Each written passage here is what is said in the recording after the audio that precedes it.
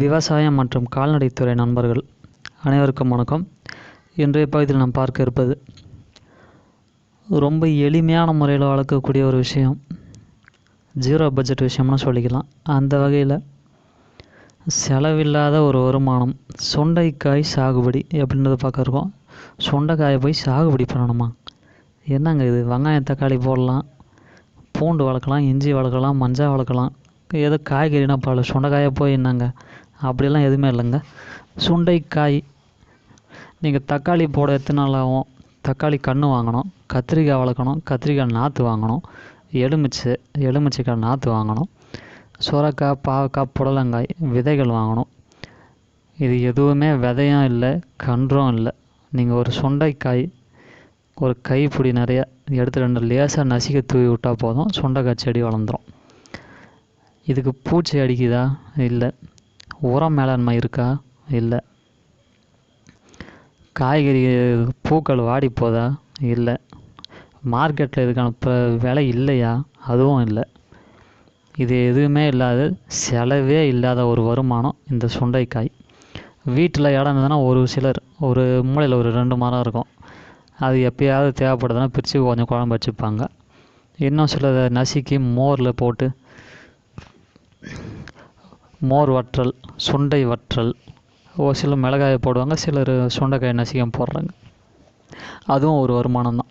இதை மதிப்பு கூட்டுதல், ப்ராடக்டாக மாற்றுறது அப்படின்ற விஷயத்தில் பார்த்திங்கன்னா, அவங்களுக்கு சுண்டைக்காய் விற்க முடியல, எங்கள் ஊரில் வாங்கவே மாட்டேங்கிறாங்க.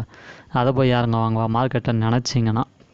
சுண்டைக்காயை பறிக்கிறோம், நசுக்கிறோம், மோரில் போட்டு எடுத்து பேக் பண்ணிக்கிறோம், சுண்டை வற்றல் ரெடி ஆயிடுச்சு. ஒரு பேக்கெட் இன்றைக்கி விலைக்கு 20 ரூபாயிலேருந்து 25 ரூபா வரைக்கும் போகுது. இதில் உங்களோட செலவு என்னன்னு பார்த்தீங்கன்னா எதுவுமே இல்லை, வெறும் மோர் மட்டும்தான். வேறு ஏதாவது வச்சிங்கன்னா அதுக்கு மெயின்டெனன்ஸ் பண்ணணும். இது எந்த விதமான மெயின்டெனன்ஸும் இல்லை. இது வருஷ கணக்கில் காய்க்கக்கூடியது, தானாகவே வளரக்கூடியது, தண்ணீர் பற்றாக்குறையிலையும் வறட்சியை தாங்கி வளரக்கூடியது இந்த சுண்டைக்காய் செடி. இதை தனிப்பட்ட முறையில் இது யாரும் அதிகப்படியாக பயிர் பண்ணுறதில்ல. வீடு ஓரங்களில் 2-3, தோப்பு ஓரங்களில் 2-3 இருந்ததுன்னா அது சும்மா யூஸ் பண்ணுவாங்களே தவிர இதை முழுமையாக பயன்படுத்த இன்னும் முன் வரல.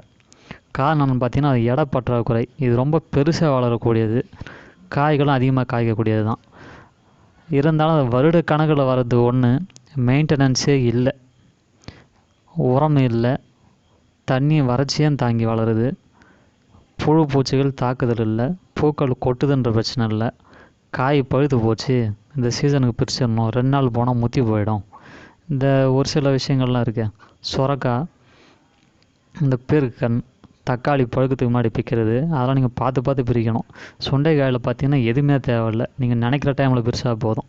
பிஞ்சாக இருந்ததுன்னா மார்க்கெட்டுக்கு, முத்தி போச்சுன்னா மோர் வற்றலுக்கு, எந்த முறையிலையும் செய்யலாம். உங்கள் வீட்டு அருகாமையில் இடம் இருந்தால், அதிகப்படியான இடம் இருந்தால் தாராளமாக சுண்டைக்காயை பயிர் செஞ்சு சம்பாதிக்கிறதுக்கான அதிகப்படியான வாய்ப்பு உண்டு. செலவில்லா வருமானம் இந்த சுண்டைக்காய். இந்த வீடியோ உங்களுக்கு பயனுள்ளதாக இருந்ததுன்னா ஷேர் பண்ணுங்கள், சப்ஸ்கிரைப் பண்ணுங்கள். ஏதாவது டவுட்ஸ் இருந்தால் கமெண்ட் பண்ணலாம். அது சம்மந்தப்பட்ட வீடியோக்கள் நான் தாராளமாக போடுறேன். நன்றி.